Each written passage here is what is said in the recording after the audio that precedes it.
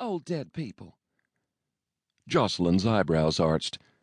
The past determines the future, she said. For instance, did you know that in 17th century America, women were accused of witchcraft and hanged for any sort of misbehavior? She cocked her head. That blouse you're wearing would have landed you in a river in Massachusetts in no time. You see, there was a common belief that only witches floated when thrown into bodies of water. She added helpfully. She smiled again. Charlene gave her a blank look. This is the latest fashion, she pointed out.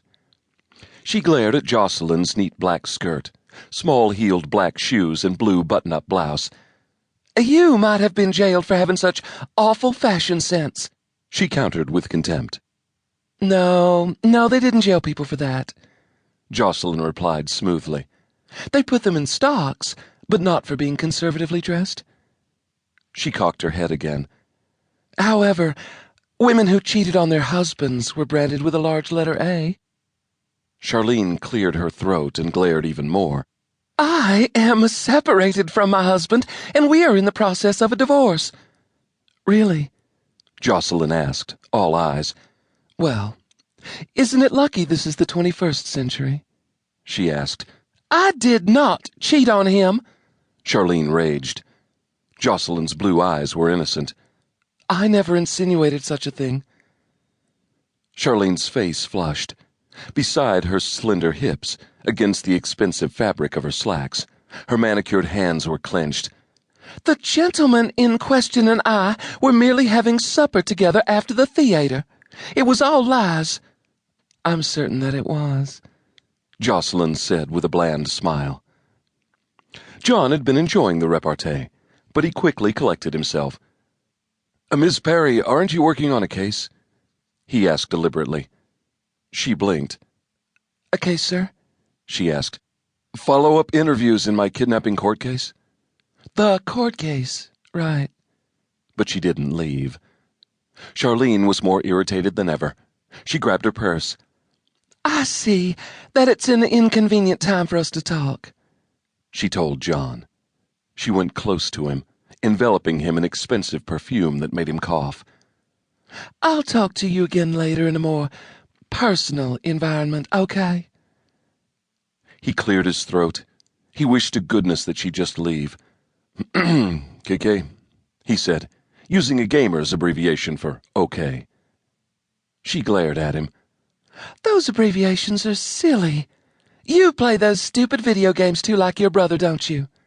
She demanded. Well, that's another thing you'll have to work on. No woman is going to tolerate a man who games in every free minute. Unless she's a gamer too, Joceline said, smiling sweetly. So many of us women are these days. Jon gaped at her. Charlene glared at her. It figures, she said curtly. Joceline kept smiling. She stared pointedly at the other woman's haircut. My goodness, did your head get caught in a blender or something? Jon coughed enthusiastically, trying to conceal laughter. I'll have you know I paid $100 for this stylin' cut, Charlene raged. Joceline held out a hand. Please lower your voice, ma'am, she urged. This is a federal office. No verbal outbursts are allowed.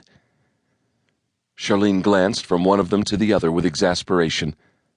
I will never come here again.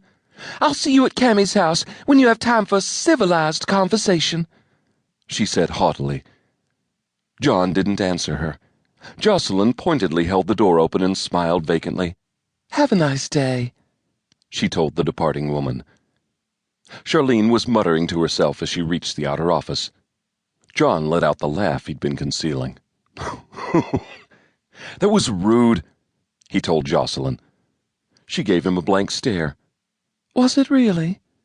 She glanced toward the door. Should I call her back and apologize? She asked innocently. You do, and you're really fired, he threatened. She shrugged.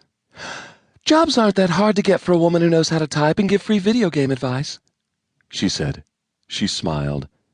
He waved a hand. Go work on that brief. And what meeting do I have with an informer tonight? He added with a frown. I could arrange one if you like.